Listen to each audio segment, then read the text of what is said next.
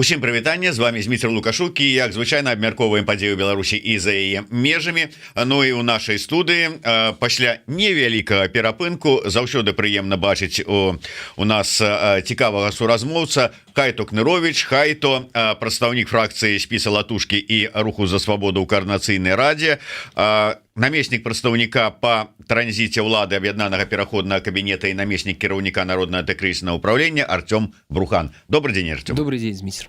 Вот вам падабаецца, калі я пералічваю усе ваши пасады, як былы чыноўнік, вы знаете, прывыкшы, так падабай. Зашмат, можа карацей.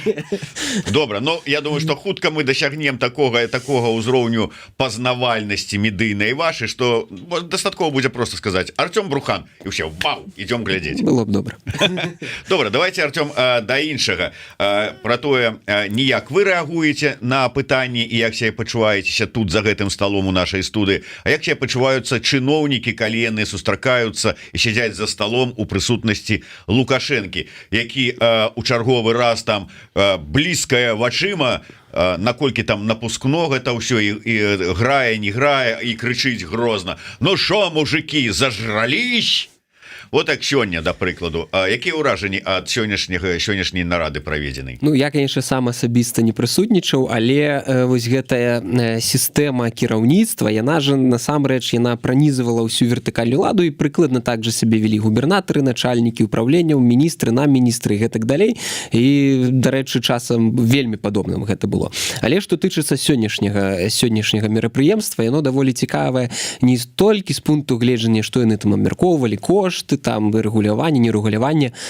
Сёння Лукашенко паспрабаваў прадэманстраваць, што ён вырашае, што менавіта ён галоўны, што цэнтр улады застаецца ў яго руках.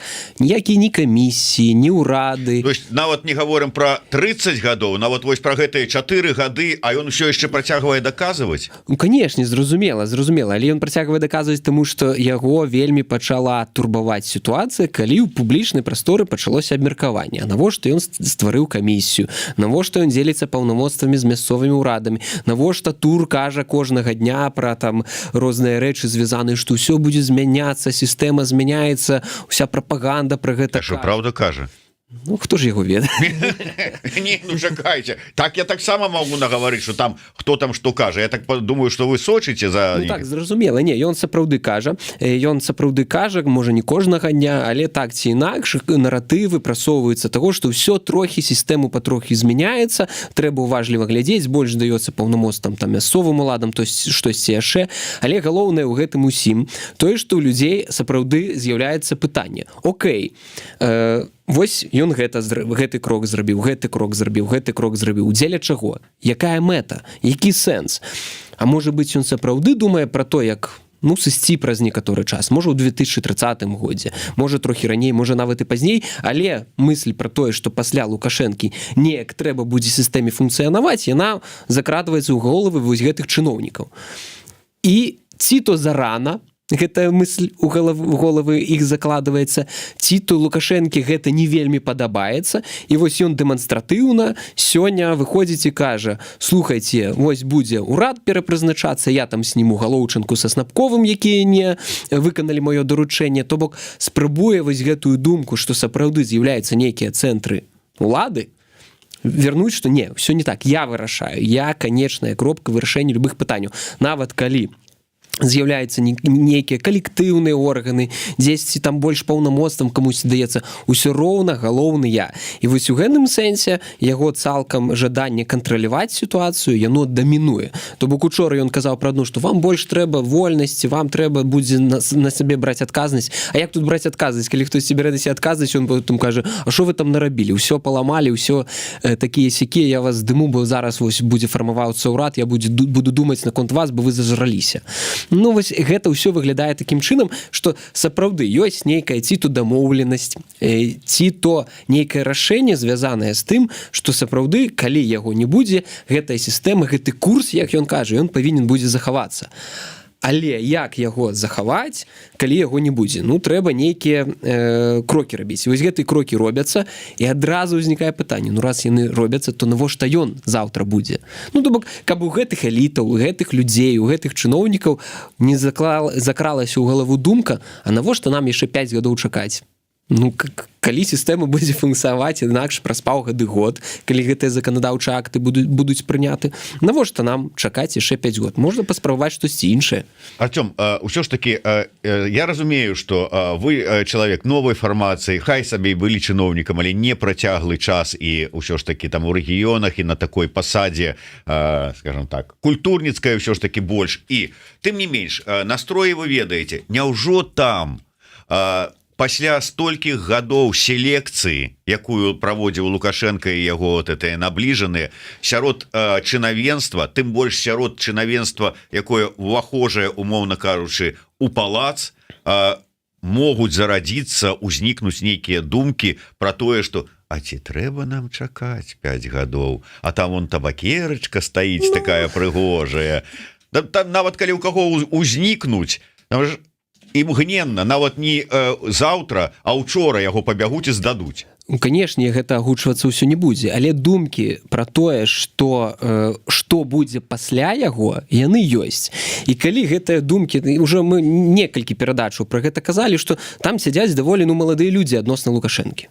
І гэтыя людзі, яны сапраўды думаюць, што будзе далей. Яны дбаюць пра сваю кар'еру. Яны не дзеля таго шлі на дзяржслужбу і рабілі кар'еру дзесяткі гадоў, каб пасля сыходу Лукашэнкі згубіць усё, што ў іх было. Не, канешне. Канешне, яны думаюць, што будзе пасля іх.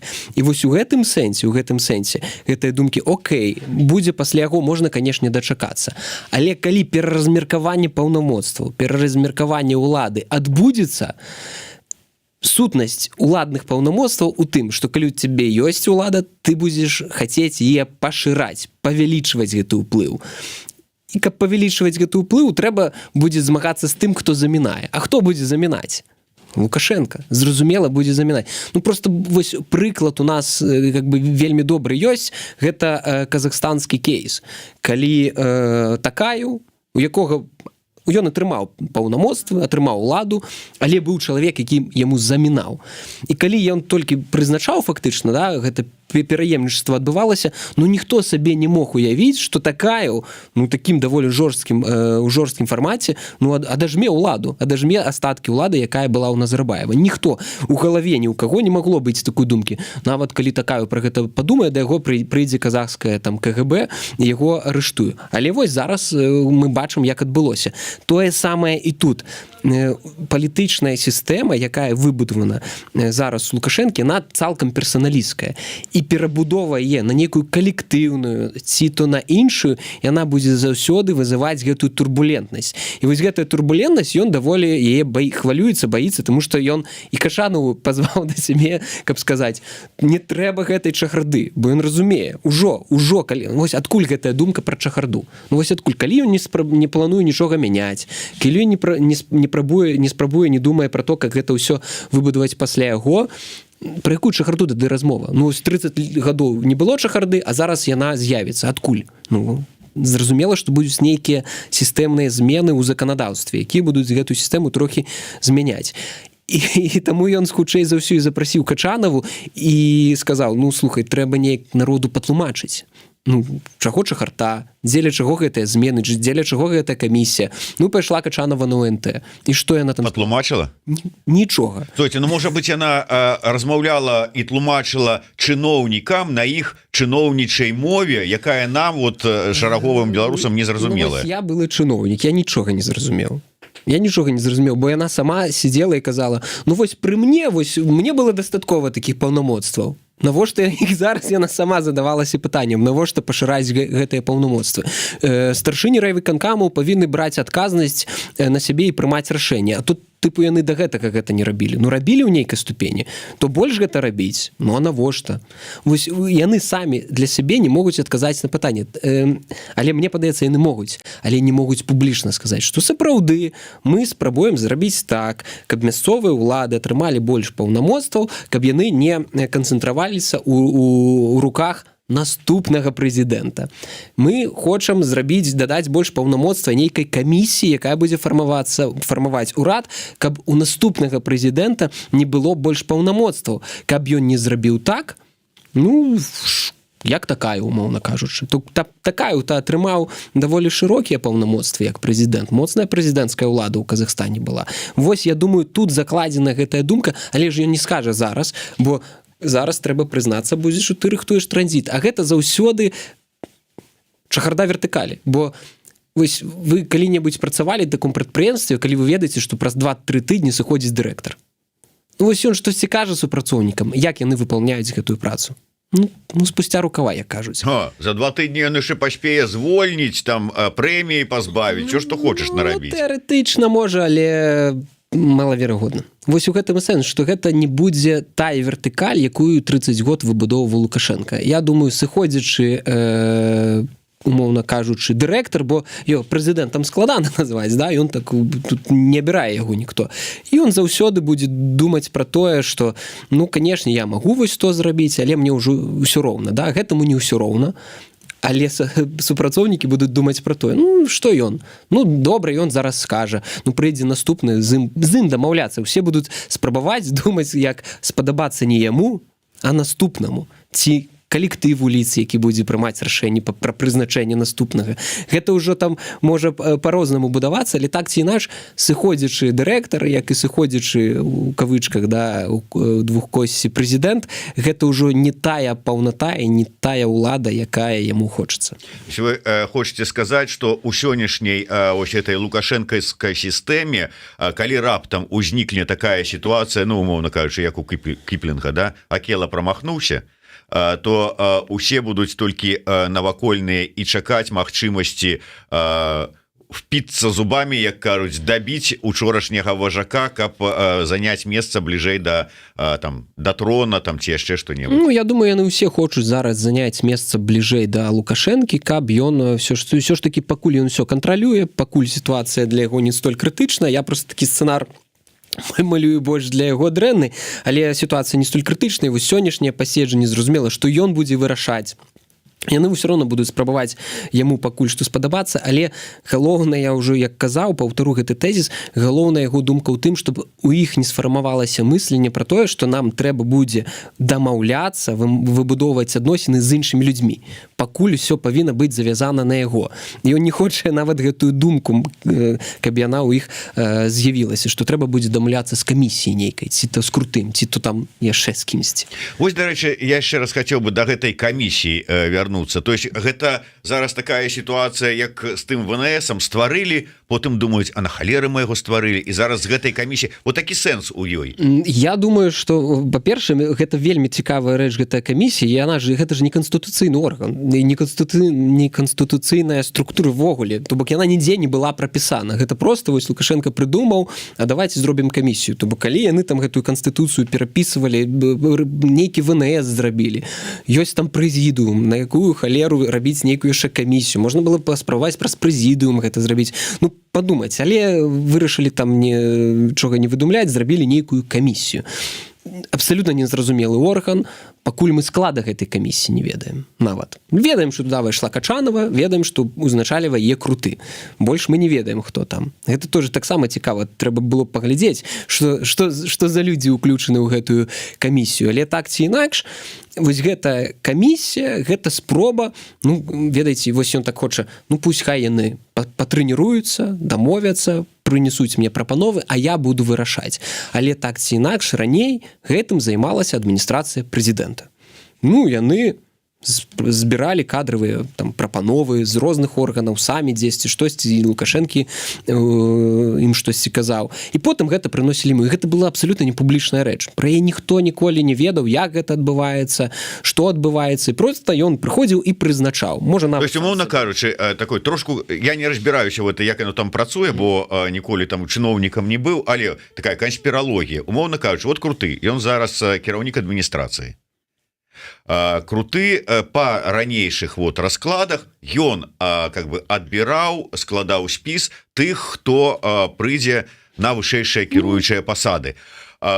І можа быць такая ўзнікла думка, Ну там же Чалыска зліў інфармацыю, что это пераемнік Лукашэнкі круты будзе, і там можа Лукашенко так подумаў, зараз сфармуе сабе каманду под сябе, которая там мне нож у спіну потым які-нибудь. Ну, дарэчы, цікавая думка, я нават пра гэта не думаў, шчыра кажучы. Магчыма, я думаю, что вось гэтыя размовы... А зараз вот представили Качанову, которая уже до такой ступені адданая, что дзе ж там... Вось я тут з вами пагажуся цалкам пра тое, что Качанову ён не просто так запрасіў. Ён спачатку сказаў, вось глядзіце, ёсць круты, ён узначальвае камісію, вы там з ім вырашаеце пытанні. Але потым для чагосьці незразумела для чаго запрасіў Качанову. Ну як, у любой структуры павінен быць 5-й аддзел. І так, ён кажа, вось глядзіце, што яны там робяць, а потым прыйдзеце на ОНТ, скажыце, што я яшчэ галоўны, што гэта камісія, гэта так, дзіцячыя гульні, што я вырашаю, і бо давер да яе найбольш высокі, ну, бо там лаяльнасць там 100%, бо ён яе ж трохі так адціснуў ад прыняцця рашэнняў, а зараз так з барскага, як кажуць, пляча бліжэй яе даціснуў, яна будзе спрабаваць прадэманстраваць ему лаяльнасць, якая яна там аддана і гэтак далей. Ну, то бок, тут зразумела, магчыма і гэтая гульня, і я думаю, што сапраўды даверу не колькі да крутога, а вось да адміністрацыі, як такой цэнтра сапраўды улады ў Беларусі, ну, яго, магчыма, можа ўжо і менш, чым раней. Магчыма, я думаю, што вось гэтыя думкі, там же ж у адміністрацыі не дурныя людзі сядзяць. Яны найперш, хто думаюць, што нам рабіць будзе пасля яго, калі ён памрэ. Вось яны ў першую чаргу яны будуць галоўнымі трымальнікамі вось гэтай палітычнай наменклатурнай улады, уплыву. І вось яны будуць думаць, як з гэтым рэсурсам, які ў іх ёсць, як ім скарыстацца і маляваць розныя сцэнары. І яны думаюць, што будзе пасля яго, і каб сапраўды гэтыя людзі адзін час не падумалі, навошта нам яшчэ чакаць, можа, каб мне хутчэй, каб свае інтарэсы забяспечыць. Я думаю, што... А што яны могуць зрабіць? Вот нават калі яны прыйдуць да высновы, што можа быць хутчэй, і што яны могуць? Ну, слухайце, гэта ўжо такая зусім спекулятыўная тэма, мне складана, шчыра кажучы, пра гэта казаць, бо, ну, я не ведаю, як дварцовыя перавароты робяцца, і хто як і з кім дамаўляецца, і хто і каму як лаяльны. Ну, я не ведаю. Ну, добра, вось хацелі б вы старшыню Брэсцкага аблвыканкама пасунуць, вы б з кім дабаўляліся? Ну, сіламі, зразумела. Зразумела, сіламі.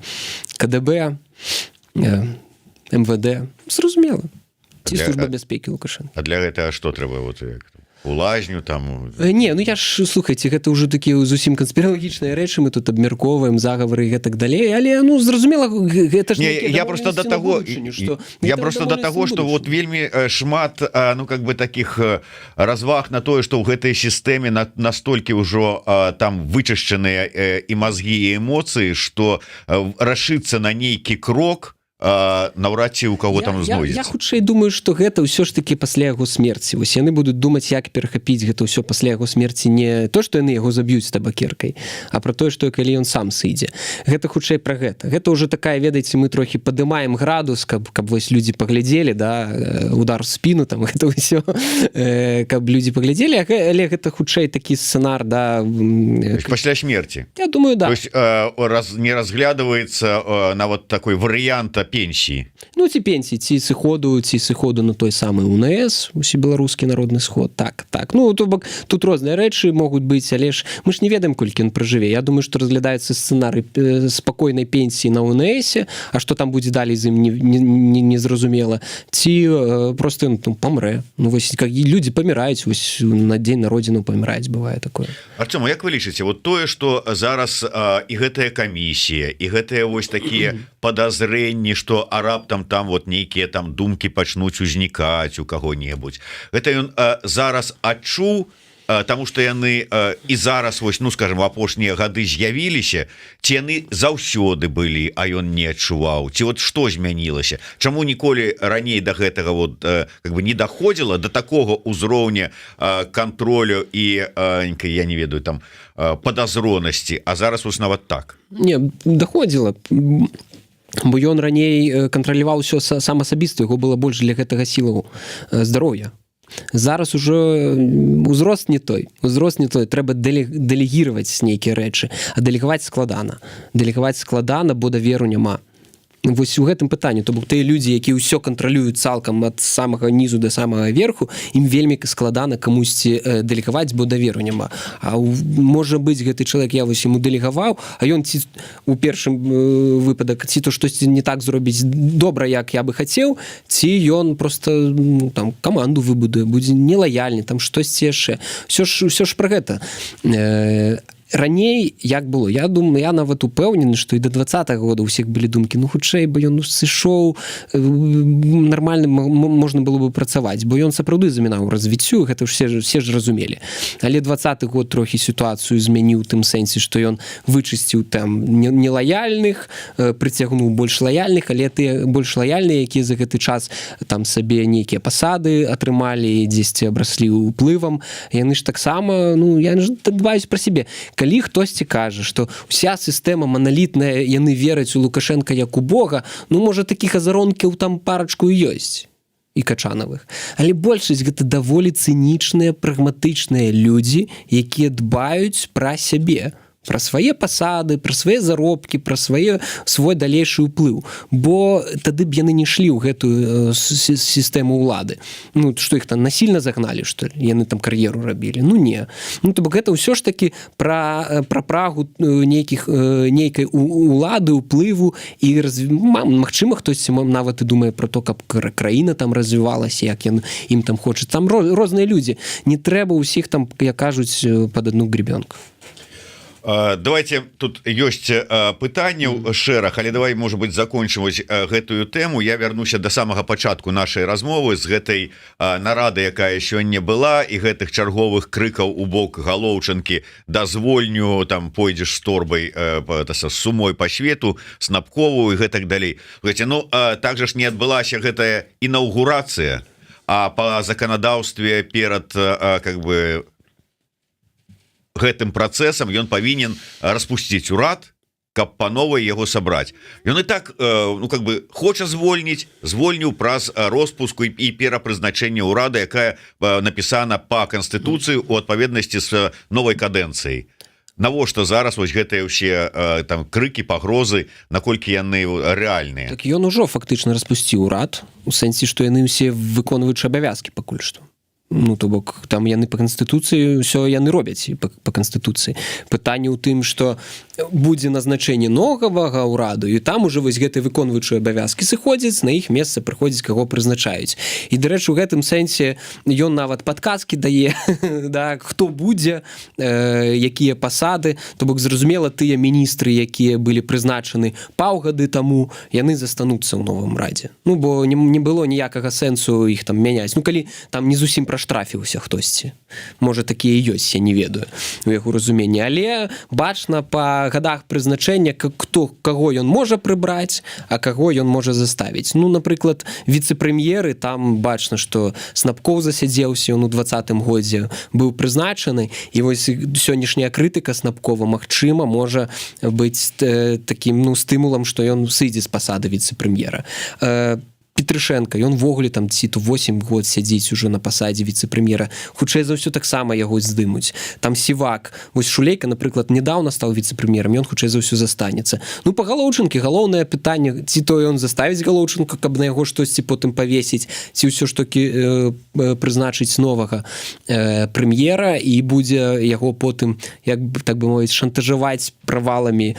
Але, ведаеце, я успамінаю гэтую добрую расповед майго дырэктара у Брэсцкай крэпасці, калі яшчэ працаваў, ён мне распавядаў, што калі цябе прызначаюць на пасаду дырэктара, мінулы дырэктар табе застаўляе там канверты.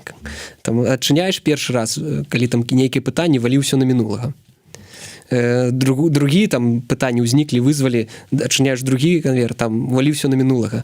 Адкрываеш трэці, рыхтуй 3 канверта. Ну, вось тое ж самае можа быць і пра новага прэм'ера, каб сразу першы канверт праз паўгады можна было на Галоўчынку ўсё скінуць. А ўвогуле якія чаканні ёсць уже прагнозы з каго будзе складацца новы ўрад ці это ўсё ж таки будзе перапрызначэнне ну плюс-мінус там 1-2 новых чалавекі ці гэта будзе канкрэтнае перафарматаванне палову ўраду дзесьці яны перафарматуюць ну зразумела вось як я казаў что той же Маркаў застанецца хутчэй за ўсё я нават у інтэрв'ю Качанавай запытаўся я так сладастрастна так міністр інфармацыі застанецца так цікава было глядзець там новы гэты міністр культуры застанецца ну вось тыя хто апошнія паўгады прызначаліся яны застануцца але я ж хутчэй за ўсё вось галоўныя змены будуць звязаныя з кіраўніцтвам прэм'ер і там 3 віцэ-прэм'еры ну адукацыя у меншай ступені галоўнае для мяне пытанне гэта будзе не там палова міністраў а вось пасады звязаныя з сілавым блокам вось гэта будзе такі маім разуменні ну такая рыса ці то лакмусавая бумажка якая будзе нам дэманстраваць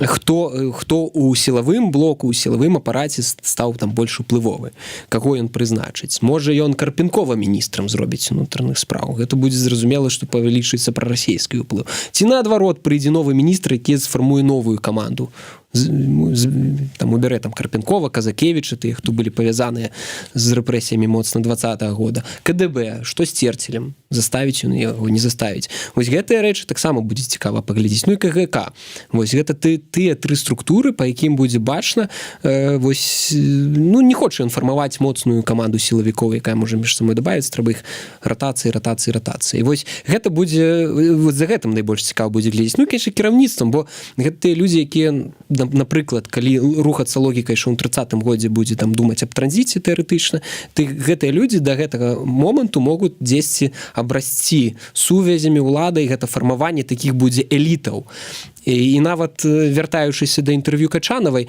там Маркаў не просто так у яе запытаўся так ці ёсць у Беларусі палітычныя эліты яна кажа не няма ніякіх элітаў у нас улада народная гэта пра гэта размовы яны вельмі добра разумеюць што эліты фармуюцца номенклатурныя эліты сфармаваліся там ёсць розныя групы якія будуць канкураваць і вось калі Лукашэнкі заўтра не стане яны ж грызцца пачнуць і пытацца ўсім распавесці што ўлада народная ну все ж разумеюць што гэта не так што ёсць сапраўдна выгада атрымальнікі таго што Лукашенко зараз там знаходіцца калі яго не будзе да чыяго цела як кажуць будзе ну трэба бяжаць хутчэй вось незразумела і пачнецца вось гэта ўнутраэлітная барацьба і ці будзе ўнутраэлітны кансэнсус либо сапраўды раскол там канфлікт і так далей это уже как бы у транзіталогіі это уже будзе наступная рэч якую я думаю будуць потым вывучаць на палітолагі і гэтак далей А наколькі як вы лічыце у нас магчымы варыянт умоўнай М'янмы калі прыйдзе хунта яна ж сілавікі узмацніліся за апошнія 4 гады яны адчулі сябе такімі вершителямі лёсу краіны і умоўны такаю ой это самае караю там берет на бок браткоў сваіх з губазіка і ўперод ну, вось вы таму я і зрабіў за ўвагу пра сілавікоў трэба будзе паглядзець ці будзе ён іх тасаваць ці будзе ён іх моцна змяняць і штосьці звязанае з гэтым бо сапраўды такі сцэнар у любой краіне магчымы хунта заўсёды можа бо у іх улада сілавая а рэжым з 20-го года трымаецца дзякуючы сілавому утрыманню улады незаконнаму утрыманню улады легітымнасці няма ну і лагічны наступны крок сапраўды вайсковая хунта ці то вайскова унутра войска хунта сапраўды гэта магчыма там пры падтрымке Расіі ўсё гэта цалкам магчыма але я думаю што не тое каб ён хацеў бы гэта дапусціць Ну, вайсковая наўрад ці гледзячы на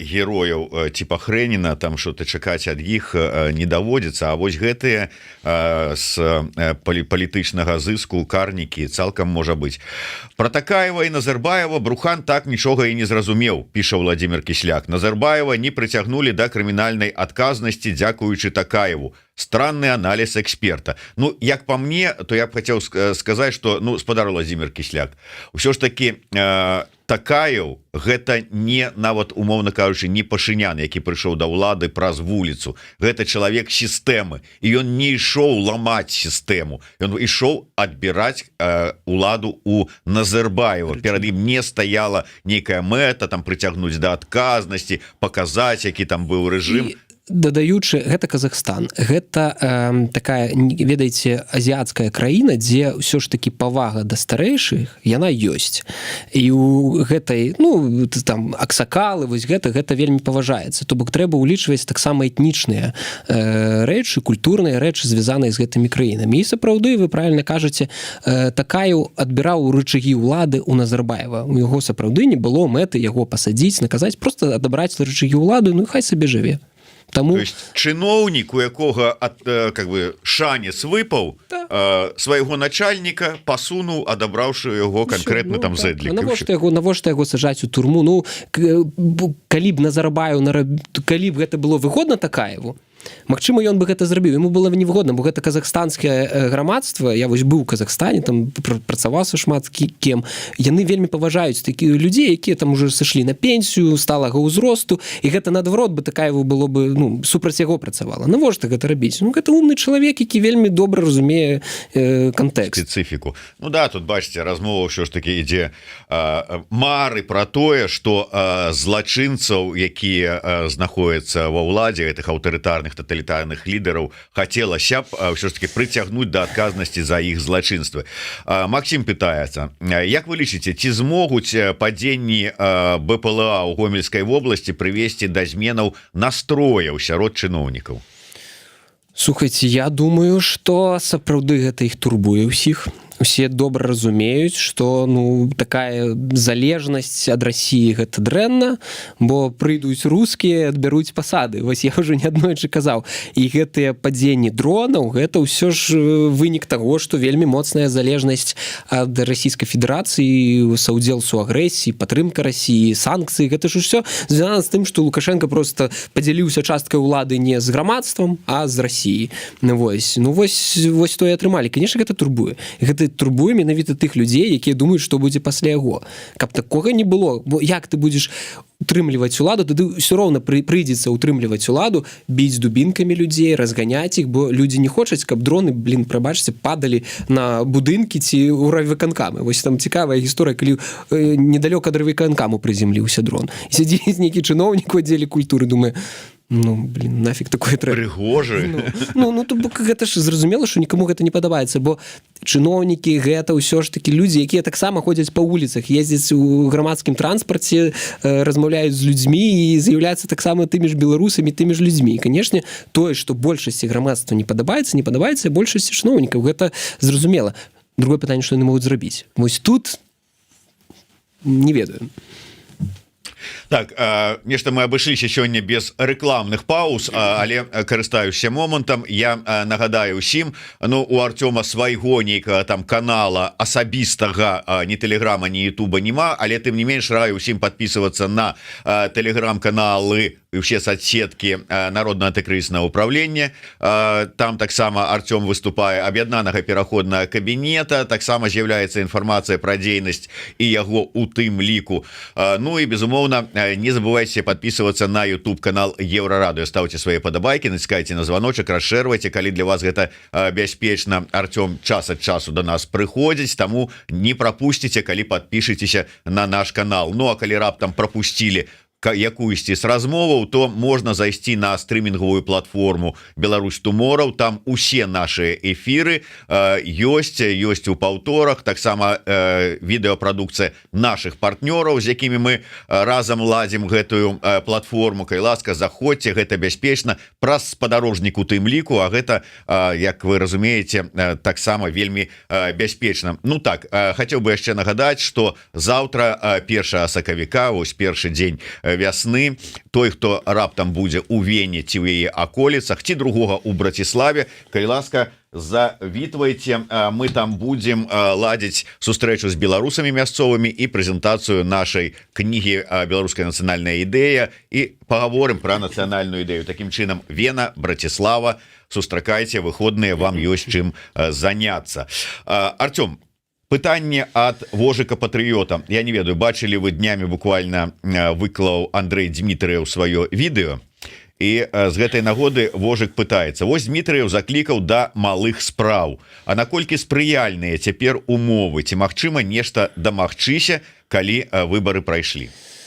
Я думаю, што Дмітрыеў як дасведчаны палітык, ён спрабуе знайсці для сябе нейкую нішу. І адзіная магчымасць, адзіная ніша, якая для яго зараз ёсць, гэта цалкам рухацца ў межах, як кажуць, прававога поля. І калі раней гэта правовое поле вось было там вось такое, то зараз яно вось такое. І адзінае, што яму застаецца, гэта казаць, ну давайте рабіць нейкія малыя справы, хадзіць там у райвыканкам, прасіць, каб яны штосьці зрабілі, але вельмі мякка, вельмі так і гэтак далей. Ну, зразумела, што гэта размова пра паціхоньку вырошчваць грамадзян, гэта ўсё вельмі добра, але, на жаль, у той сітуацыі, якая зараз ёсць, ну, гэта, ну, наверное, трэба рабіць. Я думаю, што тут нічога такога, але гэта не прынясе, ну, велізарных вынікаў, да і ввогуле, ну, мінімальныя. Ну, то бок, ён спрабуе знайсці сваю нішу, яму хочацца казаць, яму хочацца нейкі ўплыў атрымаць на частку грамадства, і ён спрабуе гэта рабіць. Можа, сёння гэта яму не прынясе ніякіх дывідэнтаў, ці зусім мінімальны, можа, у будучыні больш. Я думаю, што ён таксама дасведчаны чалавек, ён думае на будучыню. Таму тое, што ён робіць, ну, хай робіць, але я упэўнены, што моцна на грамадства, на увогуле дэмакратычны рух, больш такі у нейкай ступені радыкальны, да, гэта ніяк не будзе ўплываць. Так, пытанне ад Старка. Спытайце, калі ласка, у Артёма, вельмі цікава яго меркаванне. Ці можа хуткая змена прэзідэнта ў Польшчы неяк паўплываць на нашыя дэмсілы? І калі так, то хто з магчымых кандыдатаў, на ваш погляд, больш лепшы для беларусаў? Ну, на ўнутрапольскую, как бы, глядзіце, вырашае ўрад. Вырашае ўрад сфармаваны, платформа, гэта тая палітычная сіла, якая фактычна і как бы усталявала даволі добрыя адносіны з дэмакратычнымі сіламі. Прэзідэнт, я думаю, будзе, хто бы там ні быў, у любым выпадку надпартыйная згода над тым, што трэба падтрымліваць незалежную Беларусь, дэмакратычныя сілы, я думаю, яна застаецца. Для нас гэта не прынцыпова, і галоўныя рычагі ўлады ўсё ж такі застаюцца за ўрадам, гэта парламенцкая прэзідэнцкая рэспубліка. Вось. Таму я бы тут не стаў казаць, хто нам будзе лепш, хто не лепш. Мне падаецца, вялікай розніцы не будзе, а тут, ну, я не грамадзянін Польшы, мне тут я не буду как бы нейкія казаць рэчы, хто мне больш падабаецца, хто менш падабаецца. Я просто ввогуле з паліталагічнага пункту гледжання гляджу, як ідзе кампанія, як ідзе палітычная барацьба, як працуюць незалежныя медыа. Вось гэта цікавы, гэта вельмі цікавы досвед. Тер Фокін, я так разумею, наш глядач з Украіны, па-украінску піша, я перакладу адразу на беларускую, не прачытаю, не хочу неправільна чытаць з памылкамі па-украінску. Хутчэй за ўсё, пасля смерці Лукашэнкі Беларусь стане афіцыйнай часткаю Расіі, а яго родзічы атрымаюць гарантыі бяспекі ад Крымля. Думаю, што яны вырашылі яшчэ пра гэта ў 2020 годзе. Ну, мне падаецца, што гэта такое даволі спрошчанае меркаванне ў тым сэнсе, што вось Лукашенко раўно Беларусь, Лукашенко раўно ўсё, і тады сапраўды, калі вось так, то да, можна пагадзіцца з гэтай тэзай. Але я ўсё ж такі лічу, што не так усё проста, не так проста зрабіць, ну, то бок тэхналагічна нават, як? Ну, вводзяць расейцы вайска, захопліваюць парламент, і ён галасуе далучыцца да часткі Расійскай Федэрацыі. Ну, тэарэтычна такое можа быць, такім і Лукашенко не замінае, калі яны захочуць гэта зрабіць. Яны будзе сёння зрабіць, заўтра, паслязаўтра. Вось. А паліттэхналагічна праз саюзную дзяржаву праводзіць праз парламент, потым сфармаваць сумесны парламент, гэта вялікая колькасць часу, гэта гады, гэта канстытуцыйны акт саюзнай дзяржавы прымаць. Гэта таксама даволі складана. Я думаю, што гэта такая пагроза, якую, дарэчы, транслюе Лукашенко, што тыпу, вось калі мяне не будзе, рускія захопяць Беларусь. Зразумела, такая пагроза ёсць, калі ён ёсць. Рускія калі захочуць, калі ў них будзе вялікае жаданне гэта зрабіць, яны пойдуць гэта зробяць. Яны напалі на Украіну, калі там Зеленскі быў абраны прэзідэнт дэмакратычным шляхам. Гэта ім не замінае для такіх дзеянняў. Вось у чым сэнс. Таму я думаю, што гэта перабольшанне ў тым сэнсе, што все вось так вырашана. Не, гэта не такі просты працэс, і нават Лукашенко, спрабуючы ў гэтай сітуацыі ісці неяк у парадыгме Пуціна, ўсё ж такі спрабую ўсё ж такі казаць. Вось я бы хацеў быць за столом перамоваў, там я тое, сёе. Ну, как бы, навошта яму губляць статус прэзідэнта, становіцца губернатарам? Вернемся до наших, так бы мовіць, не будем выражаться, але тым не менш дэмакратычных сілаў, назовем это так. Мадамы вельмі цікавіцца, што ўсё ж таки адбываецца ў дэмакратычных сілах, канкрэтней у каардынацыйнай радзе, і яшчэ больш канкрэтна, ці вырашылі пытанне Лахвіча і Пятрухіна. Не ведаю, што маецца на ўвазе пад пытаннем Лахвіча, но Пятрухін, я так разумею, гэта яго вось пытанне наконт бізнесмена рыбнага. А ў чым пытанне? Там же ж просто как бы ідзе такая дыскусія даволі яркая. Заяву каардынацыйная рада і ўвогуле сваю пазіцыю выпрацавала ці не пра тое, што трэба уносіць Машэнска ў санкцыйны спіс Еўрасаюзу? А пра гэта? Ну, слухайце, я не памятаю, ці ён вынес ён яе на галасаванне ці не, ці яго фракцыя, ці сабраў ён 6 чалавек. Я вось там такія гэтыя працэдурныя пытанні, і мне падаецца, сакратарыят мог бы ўсё ж такі Пятрухіну дапамагчы, каб гэта ўжо адбылася, бо пакуль выглядае так, што яму гэта ўсё штосьці блакуюць гэтую заяву, але не. Там просто гэтае працэдурнае пытанне трэба зрабіць. А па-другое, там же ж узнялі пытанне, што тыя доказы, якія ён прынёс, яны не тое, каб адпавядаюць рэчаіснасці, трэба разбірацца, там юрыдычная камісія, мне падаецца, паглыбілася ў гэтае пытанне. Ну, то бок, там такі, у нейкай ступені бюрократычныя рэчы. Ну, зразумела, што прасцей за ўсё прыйсці, громка сказаць, да, і давайце рабіць, і гэтак далей, але, там ёсць нейкія працэдурныя пытанні. Гэта па пытанні Петрухіна. Што тычыцца Лахвіча, гэта, я думаю, наколькі... заяву пра інтэрвенцыю окупацыю. Да, вот это я... Вчора каардынацыйная рада прыняла, там 41 чалавек прагаласаваў, кворум усё ж такі адбыўся. У падтрымку. Да, падтрымалі гэтую заяву. Наша фракцыя прапанавала яе дапрацаваць. Вось, то есть вы как бы за з пэўнымі там дапрацоўкамі. Так, трэба шмат працаваць. Гэта такі даволі дакумент з моцнымі заявамі, з моцнымі тэзамі, а іх трэба юрыдычна, знешнепалітычна, дыпламатычна шмат прапрацаваць. І зразумела, аднаго чалавека ці невялікай каманды для гэтага не хапае. Мы ўсё ж такі прапанавалі дапрацаваць, але Лахвіч сказаў, трэба выносіць. Вынеслі, прагаласавалі, але я думаю, што гэта яны паспяшаліся з гэтым. Вось маё меркаванне, тыя, хто падтрымалі гэтую заяву, трохі паспяшаліся. Яна прагучала, а за яе не будзе практычных наступных крокаў, і ўвогуле будзе выглядаць не так сур'ёзна, як патрэбна рабіць такога кшталту заявы. Ну, а ўвогуле сённяшняя сітуацыя. Ўвогуле, мне падаецца, вы зараз тут вот нагаварылі, што скажу, што здраднік, што как бы прадались, купілі там за упаковку сялёдкі ці чым там Машэнскі гандлюе. Ну і ўвогуле как бы не робіце то, што трэба рабіць на карысць беларускага народа. Слухайце, у кожнага сваё меркаванне, у кожнай свае думкі, могуць казаць што заўгодна. І просто я, напрыклад, не хацеў бы там абвінавачыць кагосьці ў тым, што я не даказана. Ввогуле абвінавачваць кагосьці, рабіць вось гэтыя рэчы, звязаныя з канфліктамі ўнутры дэмакратычных сілаў, распаліваць і гэтак далей. Гэта такая дэструктыўная рэч. У нас ёсць как бы над чым працаваць, пра што думаць, і час губляць на нейкія такія міжасабістыя канфлікты. Мне падаецца, гэта не самая добрая думка, не самая добрая стратэгія. Мне падаецца, гэта ввогуле замінае ўсім нам. А вось канструктыўна думаць і працаваць, як наблізіць тую мэту, якую мы хочам, гэта незалежная дэмакратычная Беларусь, гэта сапраўды, мне падаецца, усіх, хто на гэта працуюць, трэба паважаць такіх людзей. Калі на прадпрыемствах Машэнскага ідуць звальненні па палітыцы, не бяруць на працу па спісах КДБ, азначае, што санкцыям быць. Вось такое... Так, калі так ёсць, так.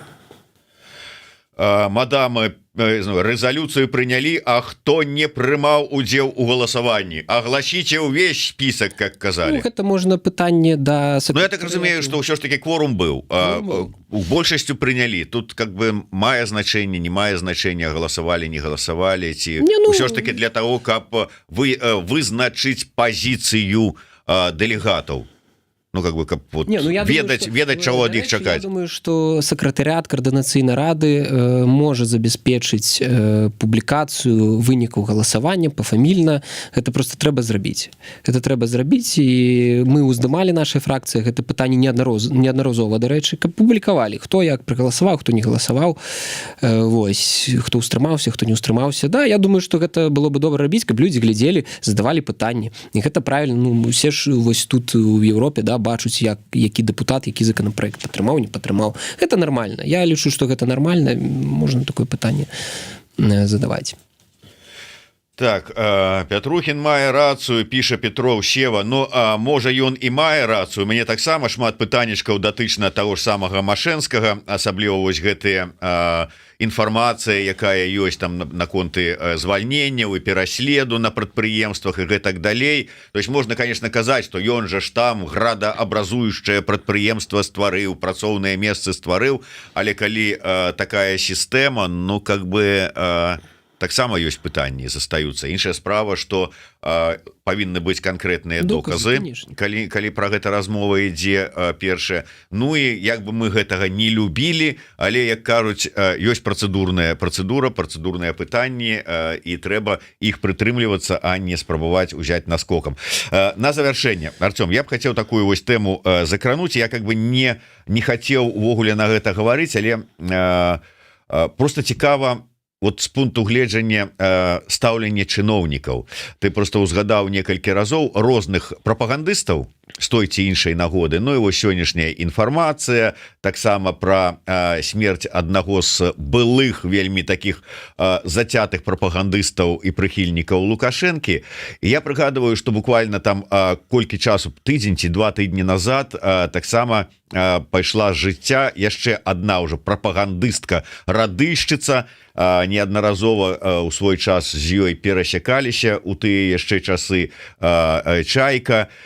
І я ведаю, што яна вот там у апошнія там часы пісала, вельмі скардзілася, што яе кінулі, а ёй не дапамагаюць, а ёй там пенсія маленькая, а пра яе забылася. Рэжым, на які яна зацята працавала з 90-х гадоў, з 94-го як мінімум там за Лукашэнку драла горла. Па выніку, калі яна как бы сышла на пенсію, не толькі там пра яе забыў, але і выцер ногі. То есть вот стаўленне чыноўнікаў да прапагандыстаў мне вот цікава. Ну так гэта ж абслугоўваючы персанал гэтай сістэмы. Ну, гэта тыя людзі, які нічога не вырашаюць. Гэта гаворачыя головы. Слухай, ну а удзячнасць?